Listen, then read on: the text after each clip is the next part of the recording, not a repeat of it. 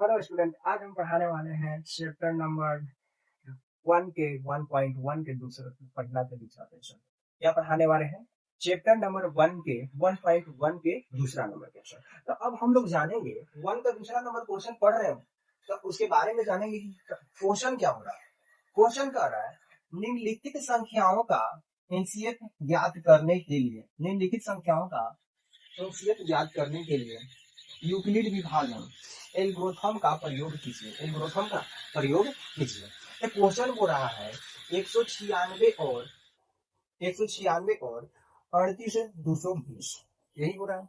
तो हम लोग को निकालना क्या है, यूक्लिड विभाजन प्रमेय का प्रयोग करके, यूक्लिड विभाजन प्रमेय का प्रयोग करके आपको ये क्वेश्चन को हल करना है। तो देखिए ये कह रहा है कि जो 38 220 बड़ा है किसको से 196 से, किसको से बड़ा है 196 से।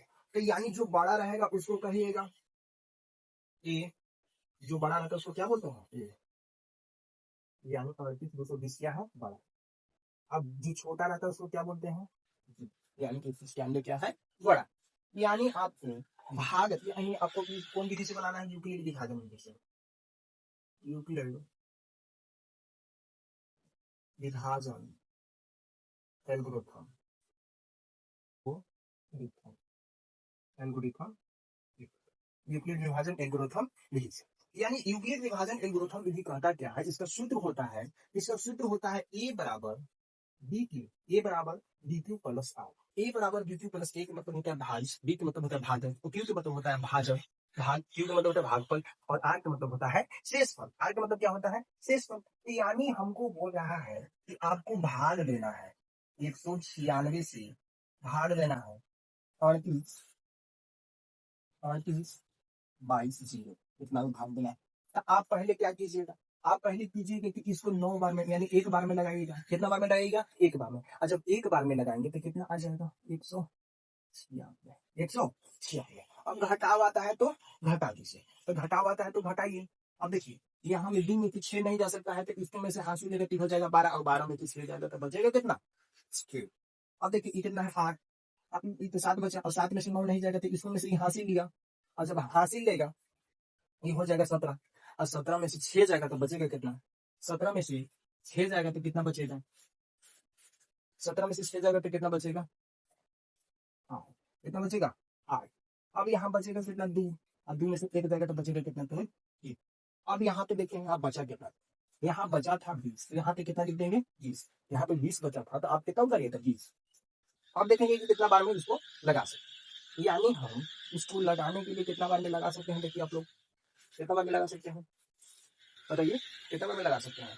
इसको लगाते हैं यानी आप गुना कर लीजिए 96 से, 9 में गुना कीजिए, तो 9 में गुना कीजिएगा तो कितना आ जाएगा 1700, 1700 कितना आ जाएगा 1764 आ जाएगा, 1764 आ जाएगा। अब इसको तम से घटाते हैं, अब घटाइए, अब भी घटाएंगे तो यानी 12 में से 4 जाएगा तो बचेगा कितना 8।